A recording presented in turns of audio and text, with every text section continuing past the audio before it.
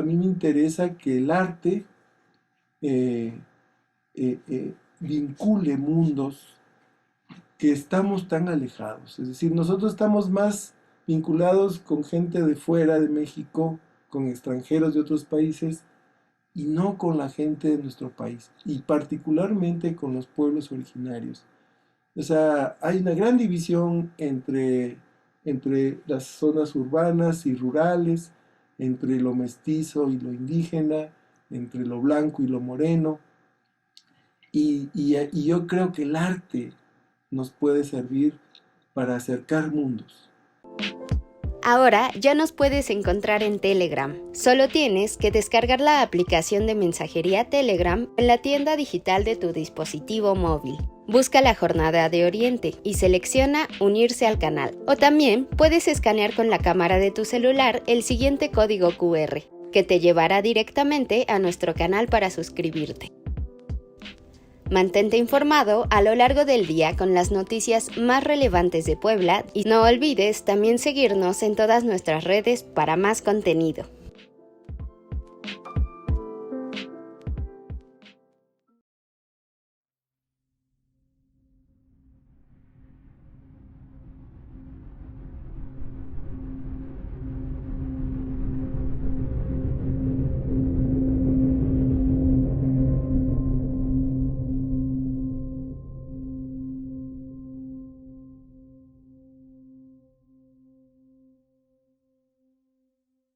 Sincrético, lúdico y perverso es el nombre del proyecto musical del compositor, académico y músico Jorge Andrade, integrado por 3 composiciones recientes. Quien fuera el creador del extinto Festival Discantus, un foro para la música de autores contemporáneos, platicará y dará una muestra auditiva de este proyecto este viernes 19 de agosto, a las 16 horas en la Cinemateca Luis Buñuel de Casa de Cultura, en el marco de la muestra estatal del Programa de Estímulo a la Creación y Desarrollo Artístico, el PECDA. Jorge Andrade es también autor de Presagio, una obra de 2018 dedicada al poeta español Federico García Lorca en honor a su arte, a sus convicciones, a su compromiso. El mismo que han ejercido otros artistas a lo largo de la historia, dedicando su obra a causas justas, reflejo de un compromiso social. El profesor del Colegio de Música de la Universidad Autónoma de Puebla es también compositor de Escaleras atravesando el azul, una obra para piano dinámica e intensa relacionada con el pintor catalán Joan Miró. Este día me da mucho gusto y de verdad mucho gusto platicar con el maestro Jorge Andrade. Y de inicio, maestro, ahora que usted me hacía llegar la invitación y que me puse un poquitito a escarbar sobre estas 2 piezas a las que hago mención, aparece de nuevo la figura de Joan Miró. ¿Qué tiene que ver, si hay o no conexión con este pintor, o qué pasa con estas 3 obras recientes? Bueno, pues resulta que esa obra que se tocó allá en Francia, pues me dejó como picado, porque cuando me solicitaron esta obra, pues la trabajé, siempre es bajo presión, ¿verdad? Siempre estamos contra el tiempo en la música, en la composición, siempre nos piden las cosas para ayer, entonces estamos contra el reloj. Y cuando yo oí esta obra, pues tenía ideas todavía que para mí se podían desarrollar. Y entonces ya de regreso aquí en Puebla, dije, yo tengo que hacer algo un poco más extenso, más con otras ideas que yo ya tenía, porque, bueno, yo te voy a contar un poco la historia.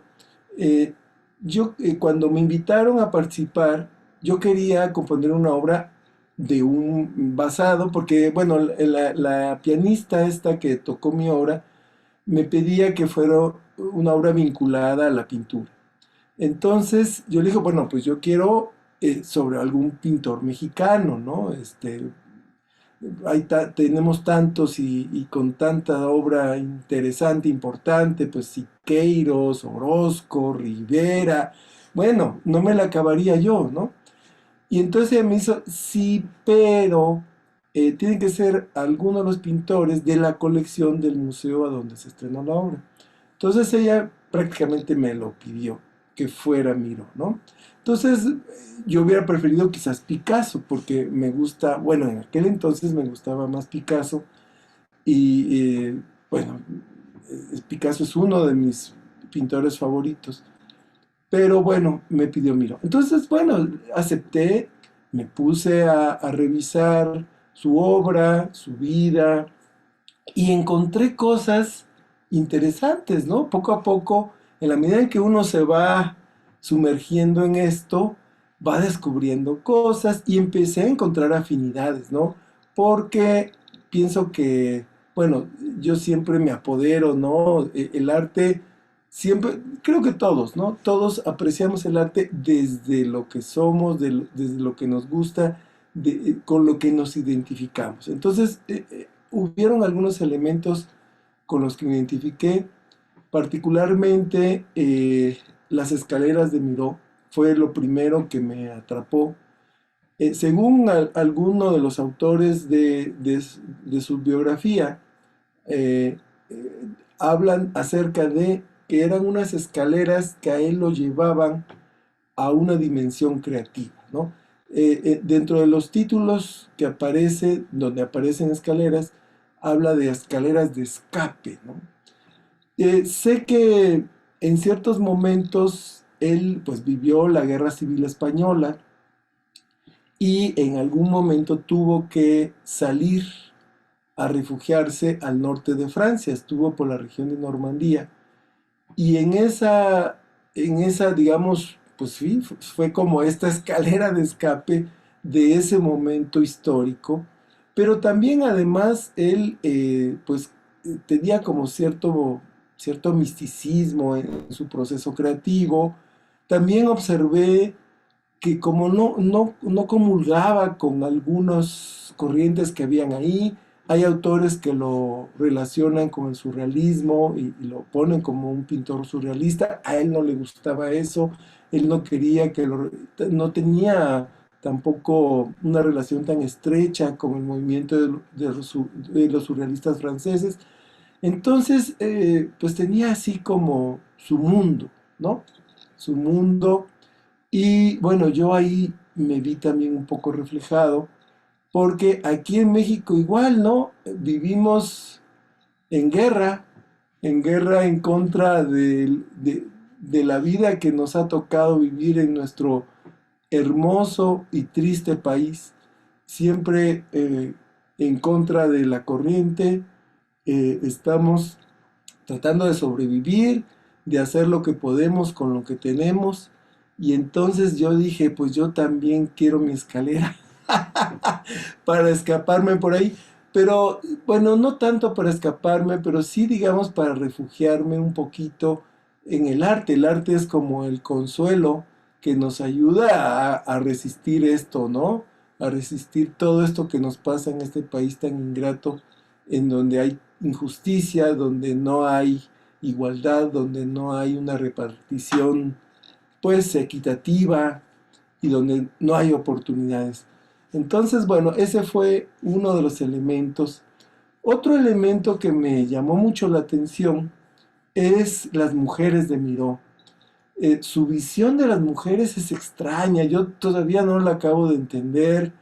A veces las pinta monstruosas, terribles, ¿no? Unas mujeres, no sé qué mujeres tuvo en su vida que para él las representó de esa forma, y otras mujeres con más delicadeza, más sutileza, e inclusive hay una muy bella que se llama La Poetisa, que la vincula con el cosmos, con las constelaciones, y es otra mujer. Hay otra que se llama La Bañista, a La Bailarina.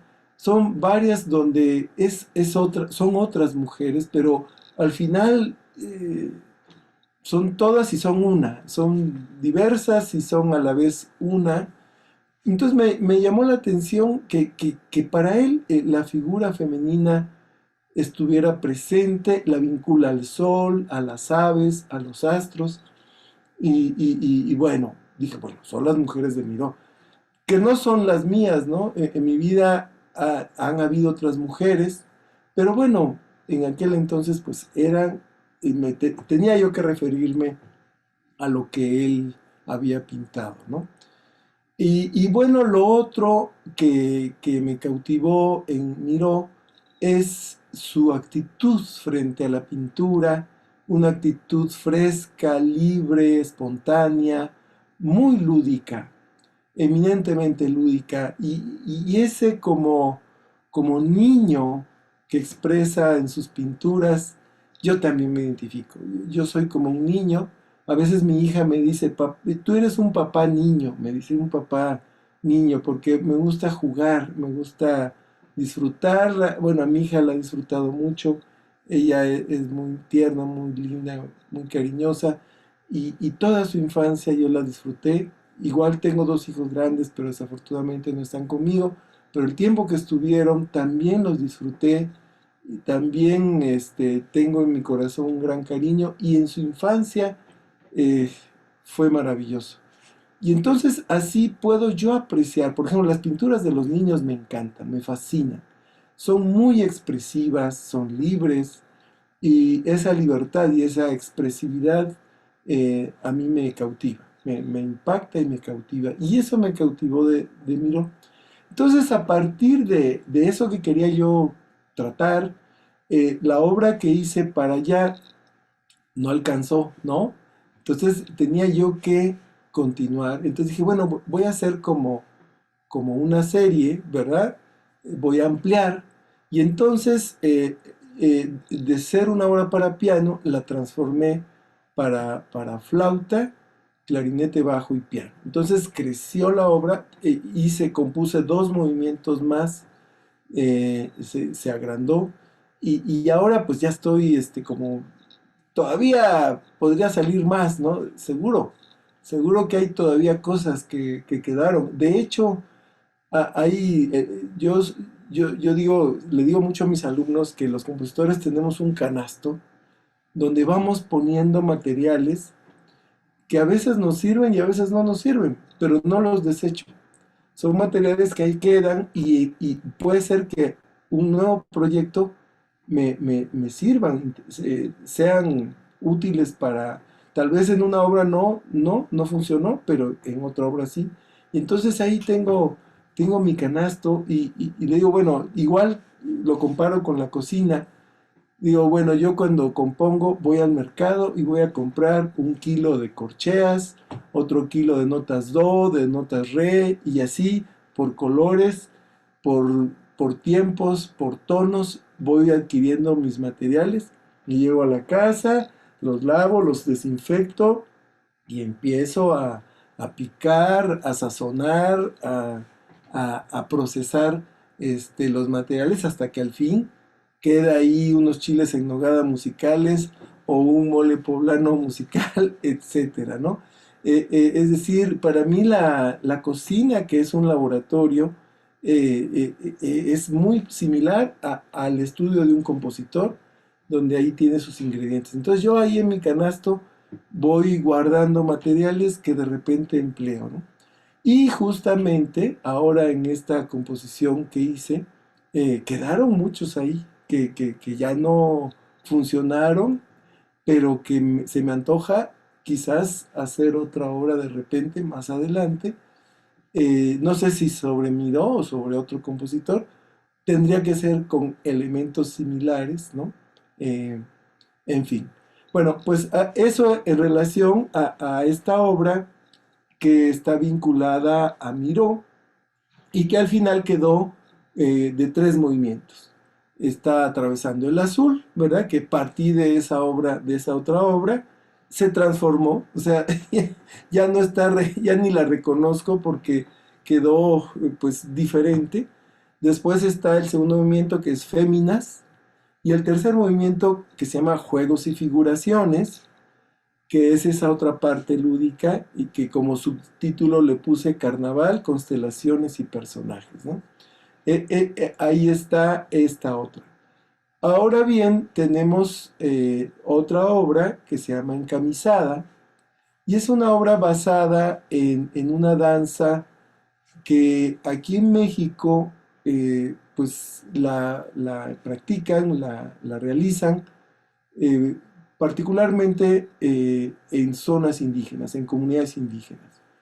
Es una danza que ya se hizo, una danza tradicional en México y probablemente en Mesoamérica, en otras regiones de Mesoamérica, pero que su origen no es prehispánico.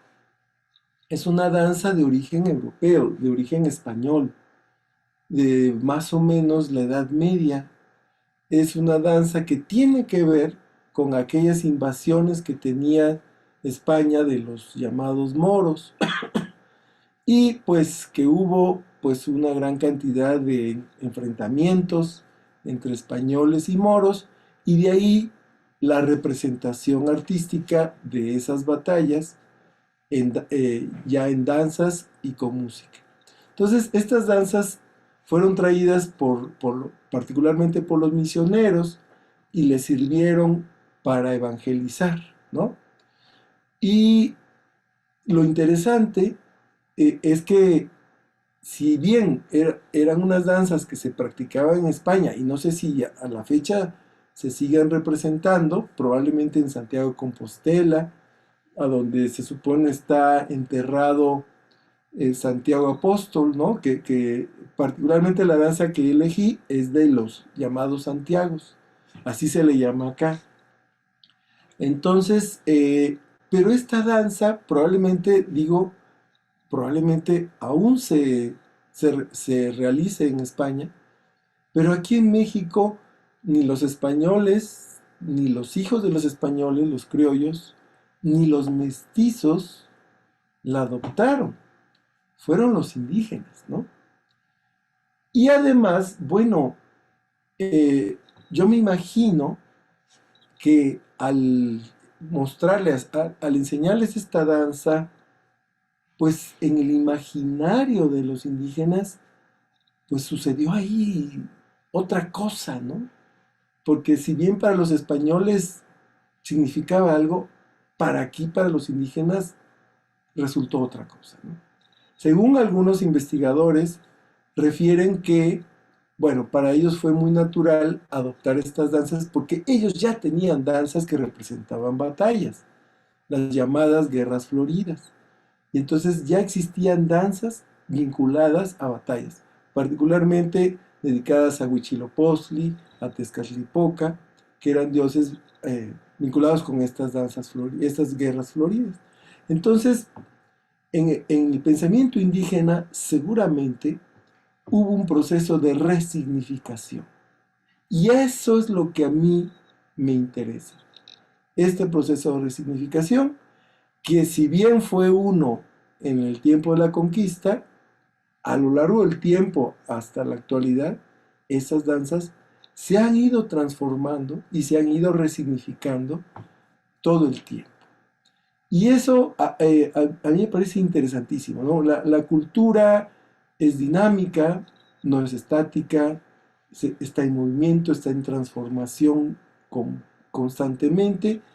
Y además, aquí se expande esto en, en varias regiones y entonces la misma danza ya no es la misma danza en una o en otra comunidad. Yo me fui aquí a la Sierra Norte de Puebla y estuve visitando varias comunidades, presenciando las danzas, las grabé, entrevisté a los músicos, a los danzantes, ancianos, a gente que me pudiera dar información y encontré muchas variantes, ¿no? Entonces, cuando justamente las comunidades se asimilan esto, la hacen suya, pues desde luego que la transforman, ¿no? Y entonces encontré que hay un estilo de la danza totonaca y hay otro estilo de la danza náhuatl y entonces en cada comunidad vamos a encontrar una y otra cosa. Y bueno, además, bueno, encontré por ahí una contradicción. Según refieren las leyendas de España, Santiago Apóstol, hubieron varias batallas donde vinculaban a la Virgen o en este caso a Santiago Apóstol, que descendía del cielo montado en su caballo blanco y en una capa con una cruz roja y su espada, y entonces hacía que llovieran flechas en contra de los moros.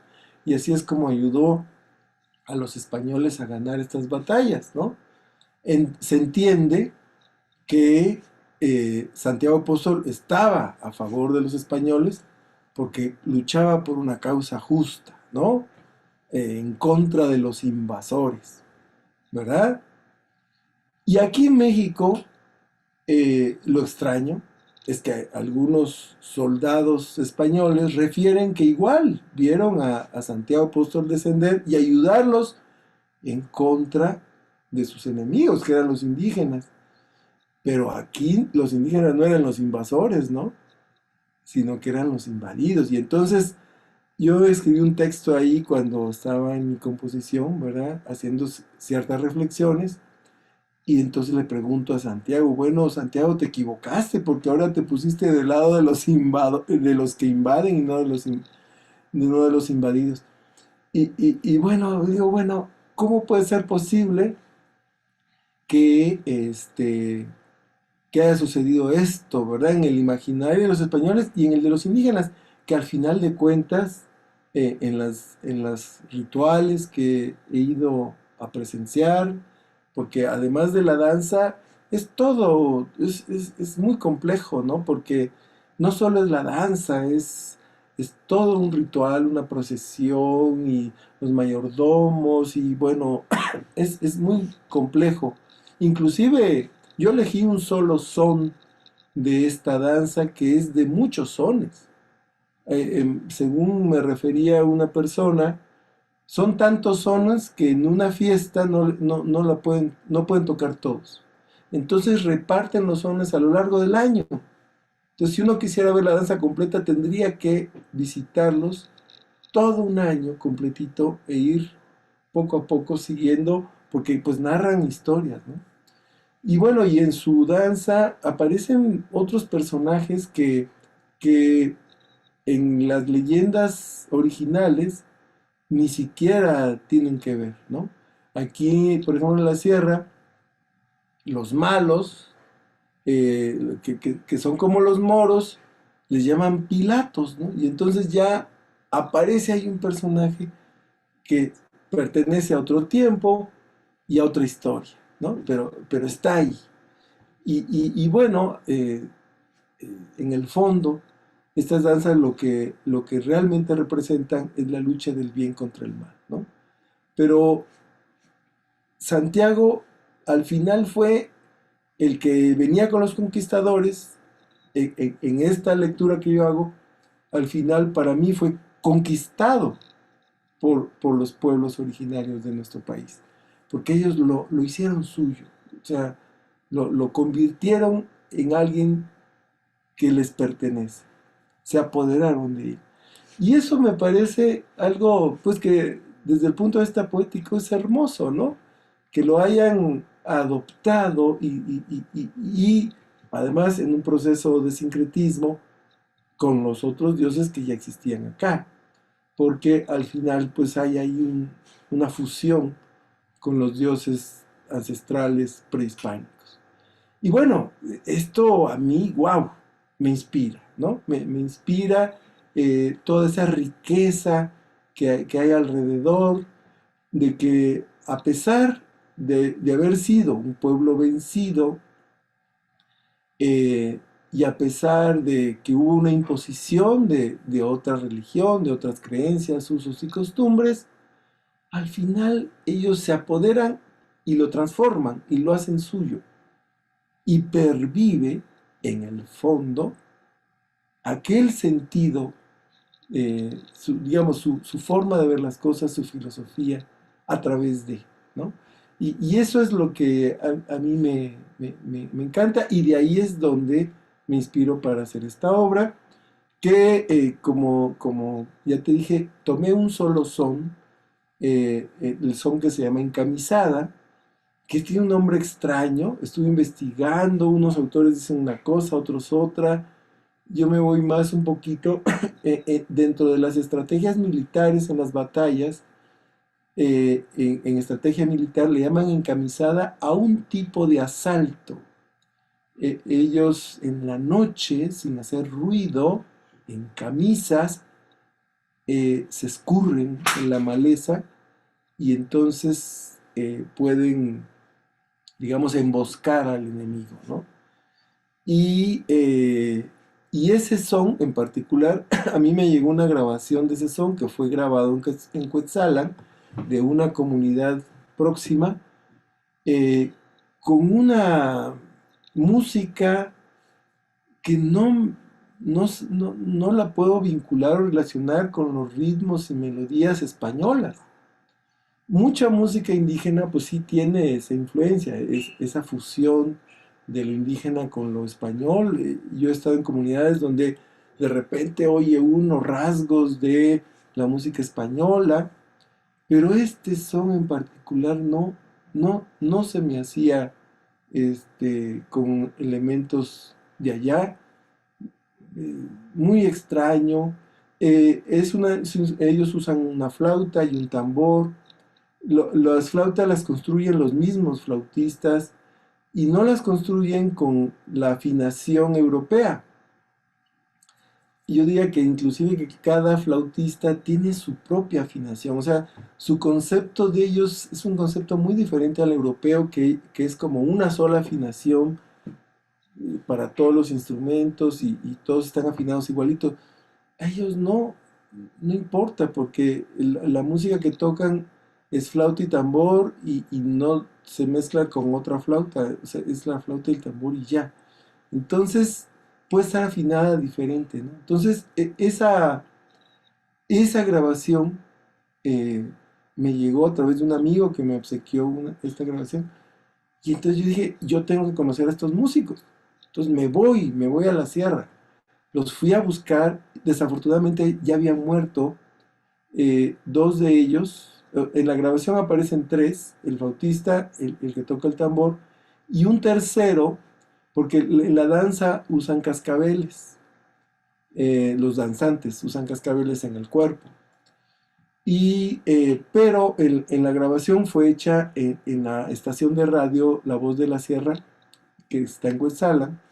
Entonces en cabina no podían tener a los danzantes.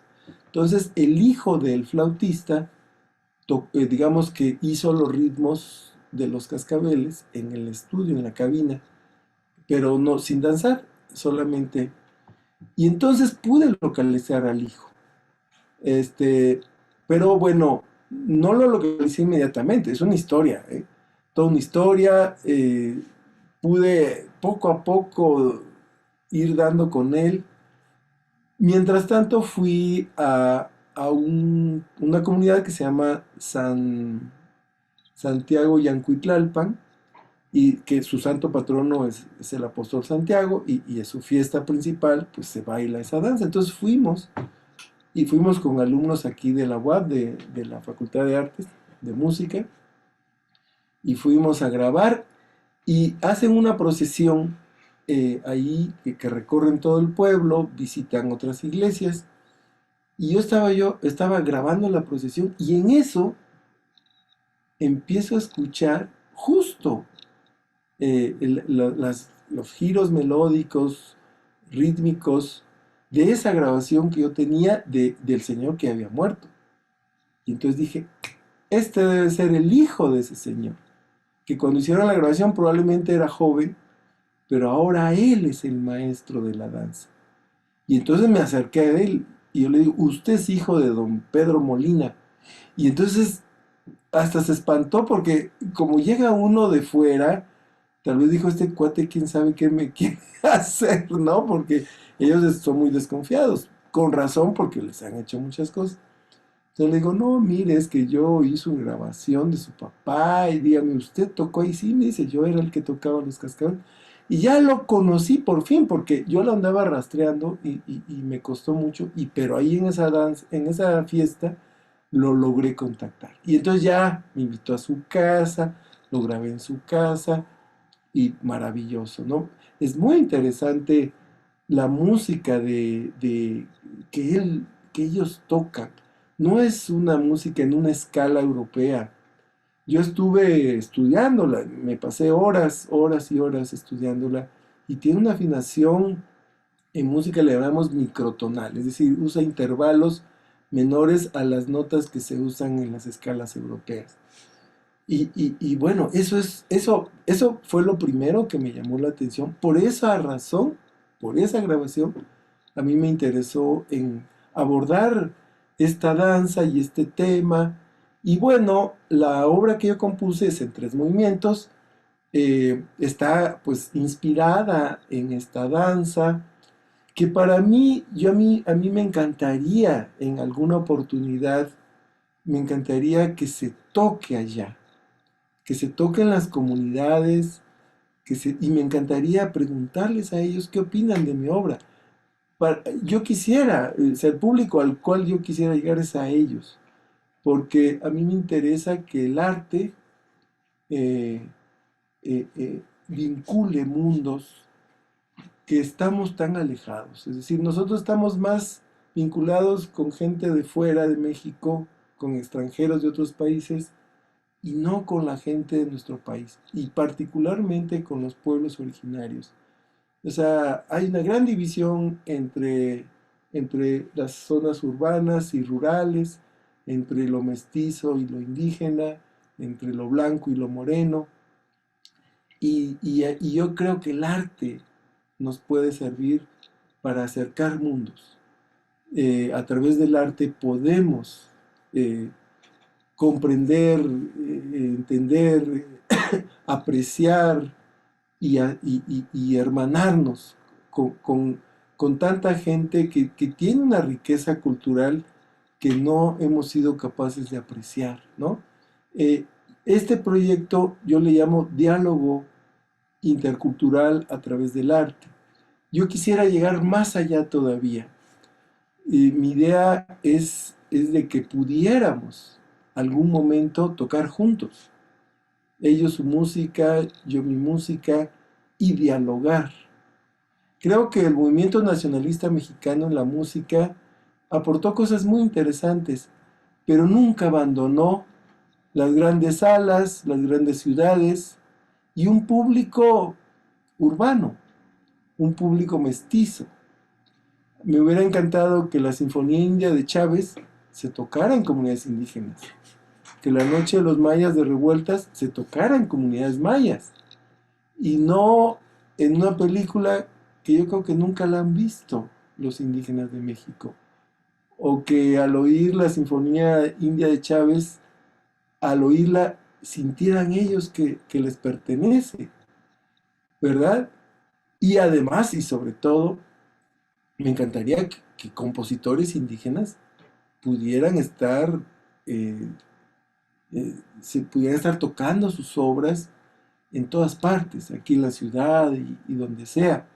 Es decir, que la cultura no esté así limitada en sus comunidades. Ellos siento yo que los indígenas se han enconchado en sus comunidades, y eso, eh, lo que observo yo es que eso los lleva a una extinción, porque el mundo, el sistema llega a ellos y los desgasta, ¿no? Los envuelve.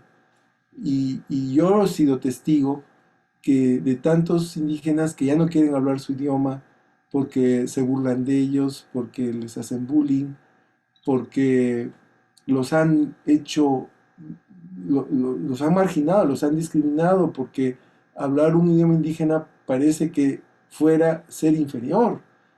Y eso es bárbaro, es tremendo, ¿no? Entonces, ellos deberían estar orgullosos de su cultura. Y si ellos salieran de sus comunidades y, se expresaran a través de su arte, de sus expresiones estéticas, artísticas, al mundo, siento que cuando vieran que los reconocen, que los valoran, que aprecian lo que ellos son y lo que hacen, cambiarían su actitud, ¿no? Y estarían orgullosos de lo que son.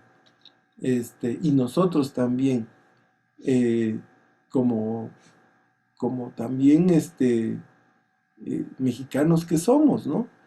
Entonces, bueno, en fin, esta obra, la verdad, el fondo es tratar de acercarme a este mundo tan cerca y tan lejos de nosotros y dialogar, dialogar, ¿no? Yo quisiera que el siguiente paso sea el poder tocar juntos, componer juntos, que no sea, según la visión europea del arte, es como el culto al creador, ¿no? Entonces, el culto a un hombre. eh, Mi apellido Beethoven y soy grandioso y soy único y genial. No, yo creo que según la visión indígena, nosotros podemos compartir el crédito. ¿Por qué no compartir el crédito de la creación artística? Yo no quiero ser el único autor, puedo compartir ese crédito. Y, y- y estaríamos ahí en la práctica de lo que llamamos la otredad, ¿no? El conocer al otro, el ponerse en los zapatos del otro y tratar de comprenderlo, de comunicarme, aunque tal vez no esté de acuerdo, pero sí abrir mi mente y no tener prejuicios, ¿no? En fin, bueno, esta es la segunda obra que trabajé dentro del PECDA, porque bueno, hay que mencionar que esto tiene que ver con el programa de estímulo a la creación y desarrollo artístico que otorga la Secretaría de Cultura Federal en coordinación con la Secretaría Estatal. Y bueno, yo salí seleccionado y mi proyecto fue pues realizar estas tres obras. Pues estamos de vuelta, maestro Jorge, y me contaba acerca de manera amplia y rica de cómo fue construyendo este programa. Nos quedamos en que faltaba una tercera parte de esta amplia composición, serie de composiciones que fueron apoyadas por el PECDA y que serán presentadas este viernes. Así que cuéntenos sobre esta, digamos, este tercer fase, este tercer complemento del proyecto. Bueno, la tercera obra es una obra más pequeña, es en un solo movimiento, es para piano solo, se llama Absurda Cotidianidad. Es, digamos, está dedicada a aquellas personas que se han dejado atrapar por la rutina de la vida, aquella rutina que en un momento dado hace que como que ya no tenga sentido las cosas, ¿no?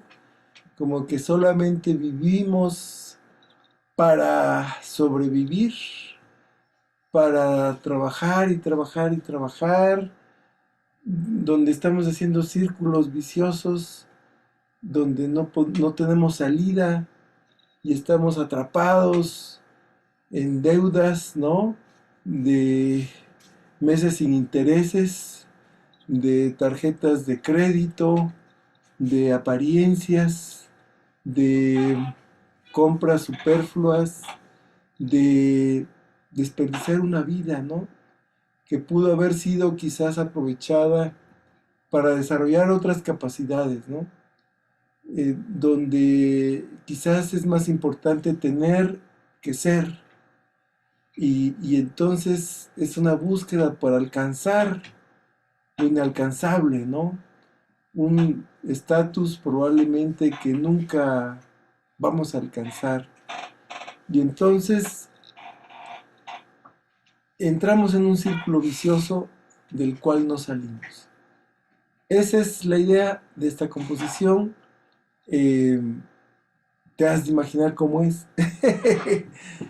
Eh, el día viernes que vamos a hacer esta charla, en realidad no se van a poder tocar las obras porque bueno, yo pedí a la Secretaría de Cultura si hay posibilidades que puedan haber músicos que la ejecuten.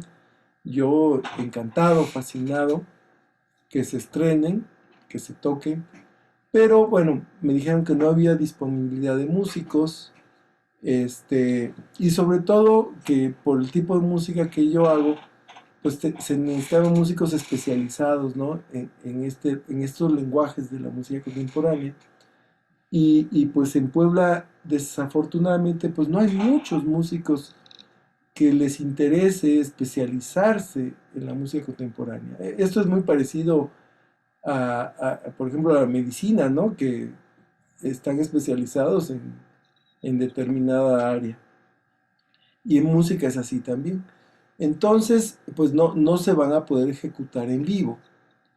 Y entonces ya quedamos en que lo que va a hacer es que yo voy a explicar un poco como ahorita el proceso creativo, de dónde partí, y voy a poner algún fragmento de la obra, pero desafortunadamente no ejecutada por músicos, sino por la computadora. Que no es igual, yo sé que no es igual, una computadora jamás va a poder sustituir, reemplazar a un músico, a un artista, a un intérprete, ¿no? Que tiene pues toda su fuerza expresiva, su sensibilidad, su creatividad, para darle a la obra ese plus que un intérprete le da siempre, ¿no? O sea, el compositor pone una parte, pero la otra parte importante la pone el intérprete. Y en este caso, bueno, no va a suceder así, pero es una muy buena oportunidad eh, para que la gente pueda, digamos, conocer en voz de un compositor su punto de vista, ¿no? Normalmente vamos a los conciertos a escuchar música, pero no sabemos lo que el compositor, sobre todo la música instrumental, que es muy abstracta, ¿no? La música es la más abstracta de las artes. No sabemos realmente qué quiso decir el compositor con esos sonidos, con esas notas, con esos ritmos. Entonces, bueno, hay esa oportunidad que la gente pueda llegar, escuchar lo que el compositor dice, y si hay tiempo, que ojalá así sea, pues dialogar con el público, ¿no? Y oír comentarios, preguntas y establecer ese intercambio que a mí me encanta, ¿no? Porque así también puedo yo evaluar mi trabajo. O sea, es muy importante la opinión del público para mí, porque así pues puedo inclusive cambiar cosas de las composiciones, ¿no? Las composiciones siempre, como la cultura, hay versiones de obras, muchas versiones de obras que los compositores vamos transformando, trabajando, quitando y poniendo, ¿no?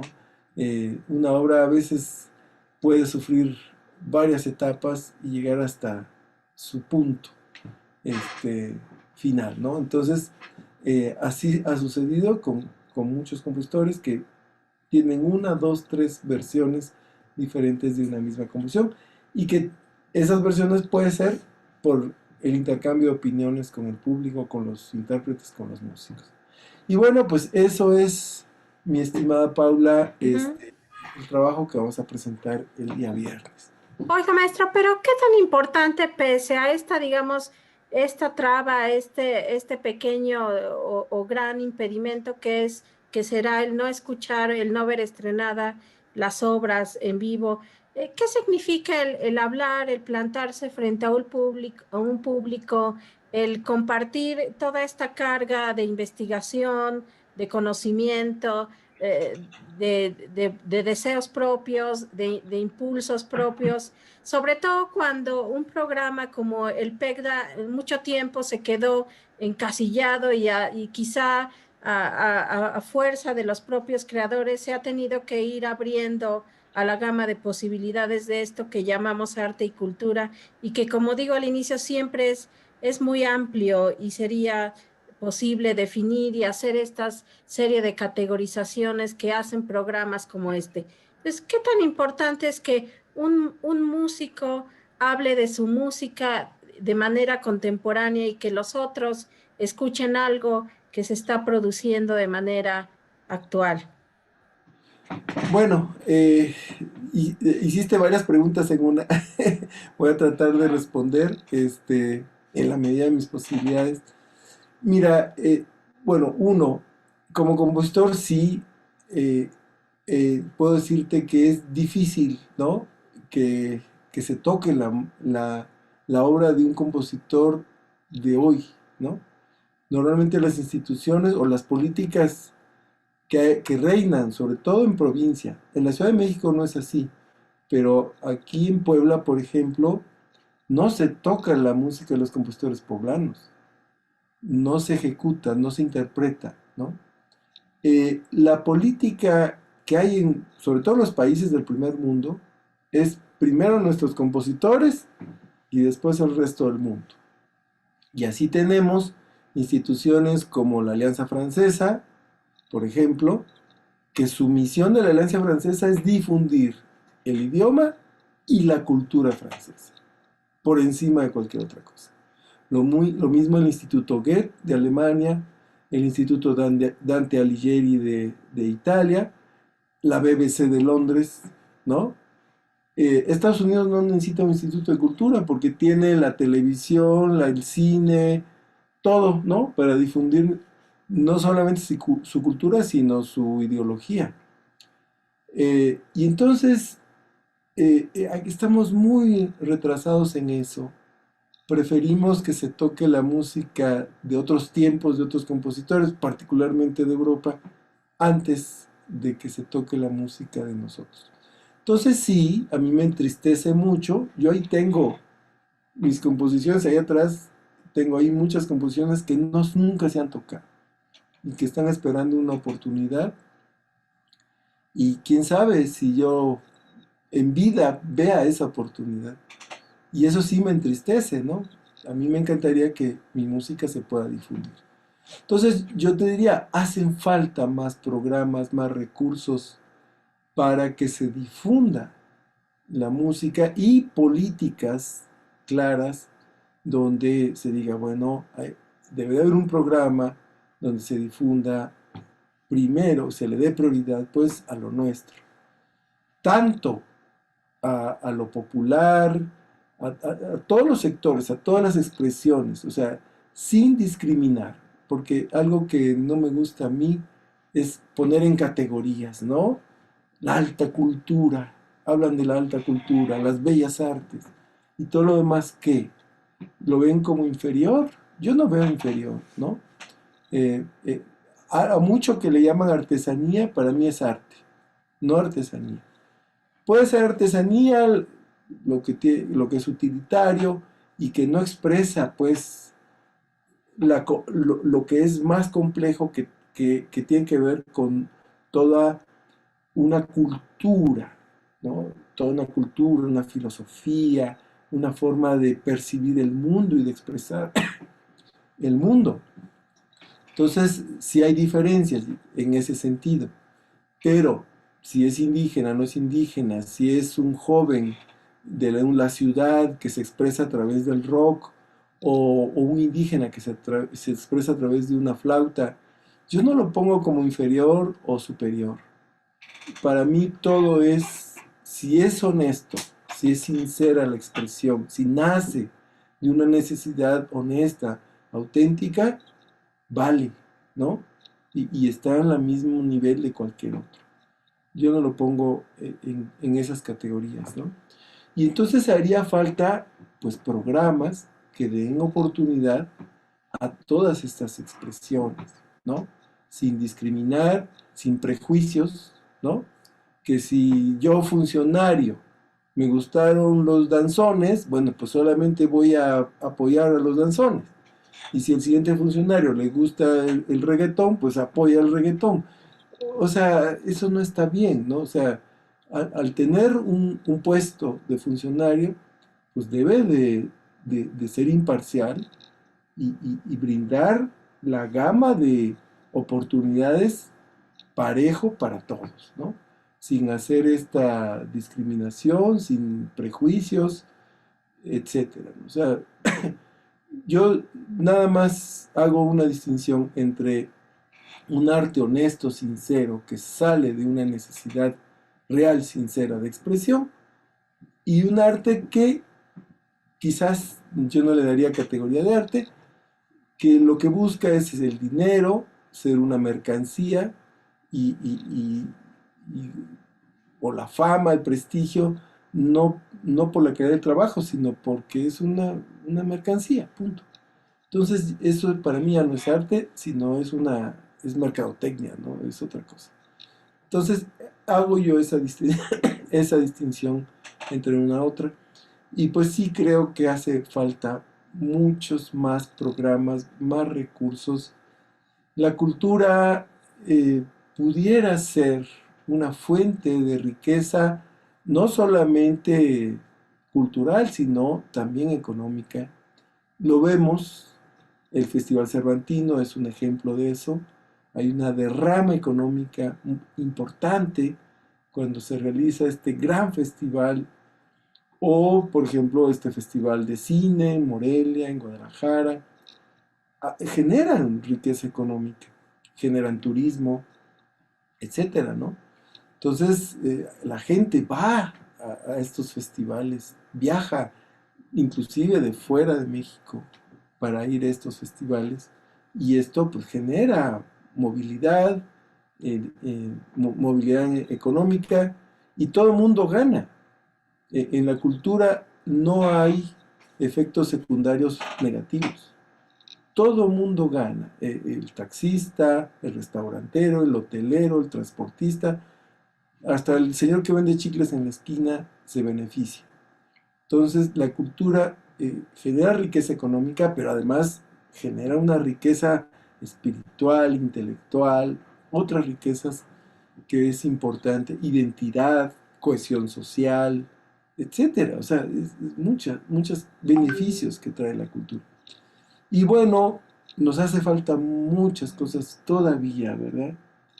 Todavía estamos verdes, ¿no? En cuanto a eso, ojalá en algún momento lleguemos, pues, a estar donde merecemos estar, porque creo que nuestro estado y nuestro país tiene muchos valores, hay mucha gente talentosa, hay mucha gente que merece una oportunidad, ¿no?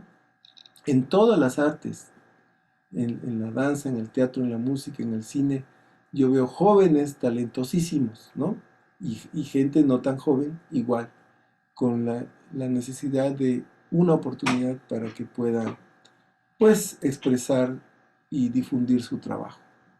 Oiga, O maestro, sea, oye, y para seguir con la reflexión, ¿siente usted que con la pérdida, digamos, de la proyección, de la continuidad que hubiera logrado tener el Festival Discantus, de la manera en que se organizaba, que acogía y que daba un escenario a estos nuevos autores, la manera en que se pierde, hizo que hubiera digamos, un rezago, una pausa en lo que, en el escenario de la música actual en Puebla? Y para completar un poco esa pregunta, ¿qué tanto digamos, este hoyo, este vacío que se abre sumado al COVID, a las pasadas políticas también gubernamentales que hicieron mucho daño en renglones tan sensibles como el de la creación musical? ¿Qué tanto se compensa usted que está cercano a la formación, a la educación, a la academia, a la clase, con los nuevos talentos? ¿Qué nota usted de las nuevas generaciones? bueno, veo algo en los jóvenes que me gusta en cuanto a los colectivos. Los colectivos de jóvenes me parecen una respuesta a las instituciones que deberían de ser tomadas en cuenta porque muchos jóvenes se han organizado, hacen sus colectivos y no han detenido su trabajo. Ellos están con sus recursos muy limitados, hay que decirlo, pero con mucho entusiasmo, con mucha creatividad. Ellos trabajan, siguen adelante, haciendo referencia al Festival Discantus, por ejemplo, que yo creo que dio en un momento pues lo que pudo dar y después, como bien dijiste, hubo un vacío Pero te puedo decir, ahorita hay un nuevo festival que se llama FEC, ¿cómo? Festival de Expresiones Contemporáneas, que lo hacen jóvenes y lo hacen sin recursos, ¿no? No tienen ellos un subsidio de alguna institución, lo hacen con el apoyo aquí en especie a veces, sí, de repente alguna ayudita por ahí de alguna institución, pero todo lo hacen ellos, ¿no? Y me parece un trabajo que yo reconozco, valoro, eh, que desde luego deberían de estar apoyados por las instituciones, y no es así. O sea, las instituciones deberían de voltear a ver a estos jóvenes el trabajo que están haciendo e impulsarlos. O sea, ellos lo merecen. He visto muchos colectivos, algunos que ya han desaparecido, otros que se mantienen y que ahí están trabajando, ¿no? Es como esta cuestión subterránea, ¿no? De estos grupos como hormiguitas, ¿no? Eh, pero que yo realmente aprecio. Aprecio mucho el trabajo de todos estos jóvenes y que merece que las instituciones los apoyen, ¿no? Eh, que lo, no sé si a veces las cuestiones se echan a perder cuando las instituciones se meten, ¿verdad? También sucede eso. Deberían de tener la política de con autonomía, con mucho respeto, impulsarlos, apoyarlos, pero sin transgredir su autonomía, porque en el momento en que la institución se apodera, ya, adiós proyecto. Entonces, la institución tiene que ser como el respaldo, pero las decisiones las deben de tomar los grupos, los colectivos, ¿no? Por ejemplo, yo creo que el Cervantino se mantiene porque creo que es un patronato el que lo lleva y no es una institución. Las instituciones se suman porque les conviene, ¿no? Estar ahí y salir en la foto y entonces aportan, pero las decisiones creo que las toma el patronato. Entonces, así es como creo que el Cervantino ha podido subsistir a muchas administraciones, ¿no?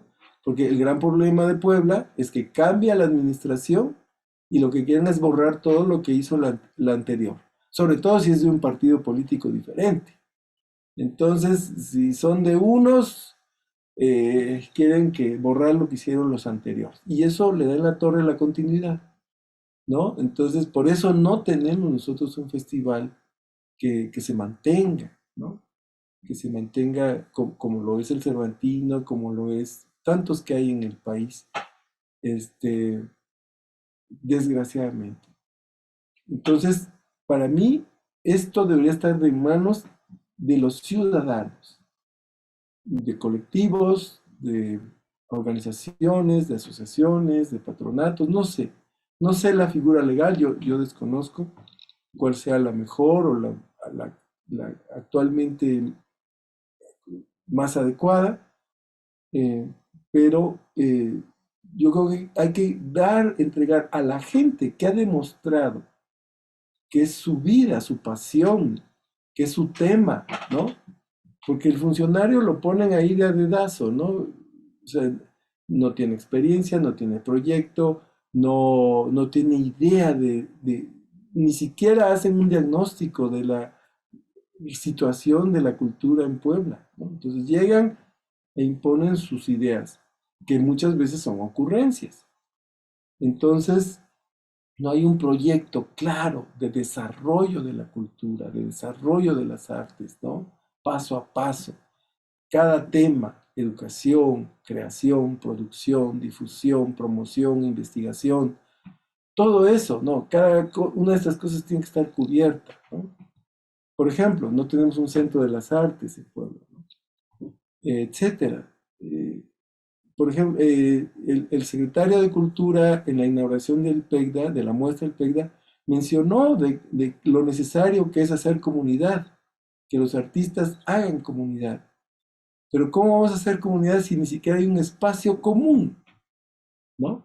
Si tuviéramos un centro de las artes donde pudiéramos estar constantemente mostrando nuestro trabajo y además los procesos donde hayan simposios, seminarios de discusión, donde podamos intercambiar ideas acerca de los rumbos que podemos dar a la cultura en Puebla y que fueran tomadas en cuenta nuestra opinión, sería fabuloso, ¿no? Entonces así empezaríamos a formar comunidad, aportando, ¿verdad? Pero si estamos así muy alejados en estas pirámides donde no tenemos acceso, pues no podemos hacer esa comunidad que se esperaría, ¿verdad?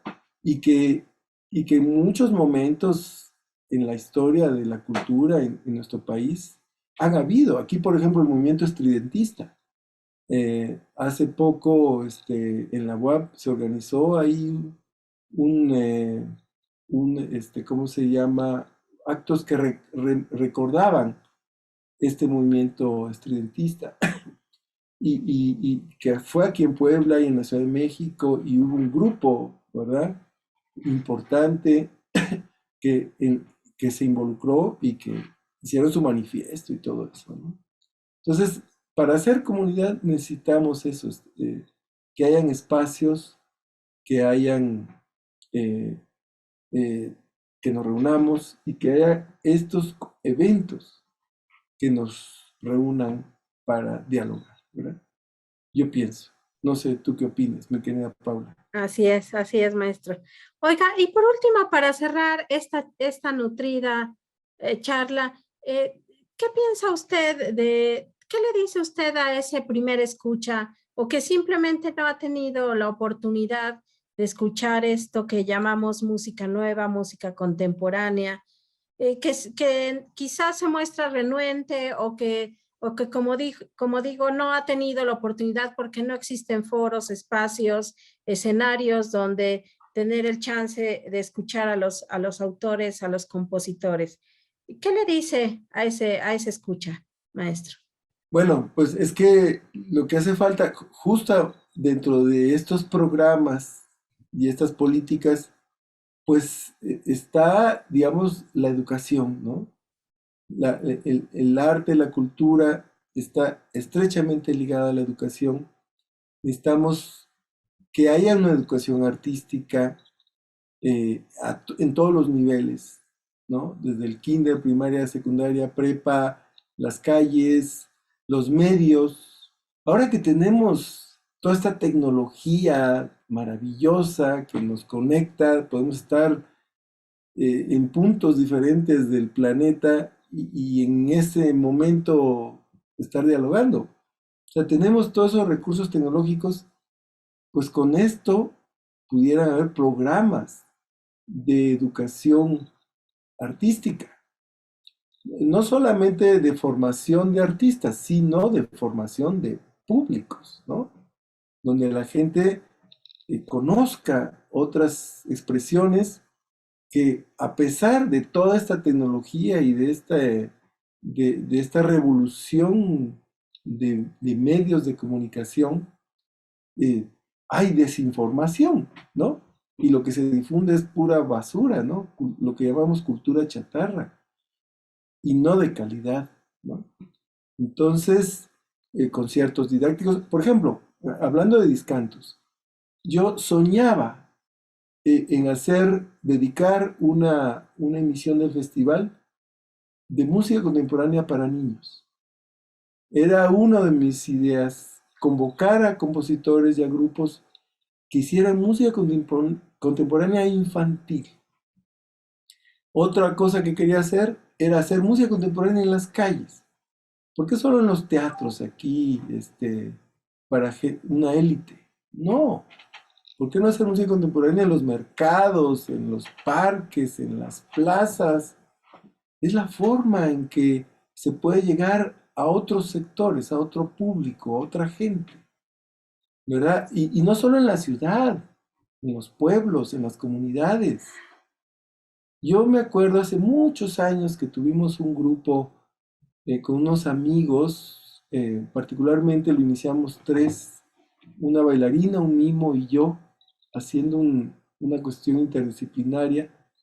Surgió esto en una comunidad hacia Tehuacán, hacia Oaxaca, más allá de Tehuacán, fue por se llama, Calipan, se llama el pueblo. Y ahí dimos unos talleres a jóvenes de esa comunidad. Y ahí nos nació la idea de hacer este grupo interdisciplinario. Y mi amiga bailaba danza contemporánea, el otro mimo y yo música. E hicimos esto y empezamos a hacer un arte que en esas comunidades jamás habían visto. Y a la gente le gustaba. Cuando regresamos a Puebla, quien era en aquel entonces director de, todavía ni existía la Vicerrectoría de Extensión de la Cultura, se llamaba Dirección de Difusión Cultural y Extensión Universitaria. En ese entonces él tenía un proyecto para la sierra y entonces le gustó nuestro trabajo y nos llevó a muchas comunidades a la sierra. Anduvimos, recorrimos un montón, en aquel entonces en autobuses de la universidad. Y a la gente le encantaba, nos decía, es que esto es diferente, siempre nos traen grupos folclóricos, danza y siempre lo mismo, y lo que ustedes nos traen ahora es diferente, le encantaba. Los niños se nos acercaban y nos preguntaban con una sed de conocer, de saber. Entonces yo pienso que así debería de ser esto, ¿no? Las políticas, de no centrar todo en la capital, ¿no? Sino hacer, difundirlo en las comunidades y darnos trabajo a los artistas, ¿no? Para ir a hacer talleres, a dar presentaciones e impulsar a la gente de allá también con sus expresiones, desde luego que sí, ¿no? Ahí tenemos el festival Atliscayotl, que es un gran festival que no se le ha dado el impulso que debería tener. Debería estar al nivel de la Guelaguetza en Oaxaca y no tiene el mismo impulso que sí tiene la Guelaguetza en Oaxaca. Pudiera llegar a otras dimensiones este festival. Pero bueno, ya regresamos a lo mismo, ¿no? A veces dependemos pues de la sensibilidad del funcionario en turno, ¿no? Si el funcionario se interesa por esto, pues ya lo apoyó, y si no, ahí nos vemos. Entonces, y a sus gustos, o sea, muchas veces es eso, ¿no? El gusto del funcionario. Eso pues yo creo que no debería ser, ¿verdad? Pues Paulita, a ver si no después de esto me atracan por ahí, ¿verdad? No creo, maestro. Pues me dio mucho gusto platicar con usted, el que nos haya hablado tan ampliamente, digamos, de este proyecto que, como bien dice, es sincrético, lúdico y perverso, que muestra esta gama, digamos, estos tonos, estos cálices que puede tener su obra y el trabajo de un compositor activo que se nutre de su contexto, que responde a su tiempo, que se da chance de formar a los demás, de arropar proyectos y de gestionar desde su trinchera y hacer que la música contemporánea se escuche de cierta forma en algún lugar de esta ciudad. Así que yo le agradezco mucho, maestro. Seguimos en comunicación. Nos vemos este viernes y pendiente a su próxima obra. Pues te agradezco mucho, Paulita. Estoy muy agradecido contigo. Siempre a mí me has dado la oportunidad de poder compartir algunas de mis ideas. Te agradezco mucho. Tu trabajo lo he apreciado, lo valoro mucho. Es muy importante porque de las pocas personas que pues difunde la otra cultura, ¿verdad? Aquella cultura que permanece un tanto marginada, un tanto fuera de los grandes escenarios, ¿verdad? Pues aquí nos seguimos encontrando, maestro, y me dará mucho gusto verlo nuevamente. Así que, hasta pronto.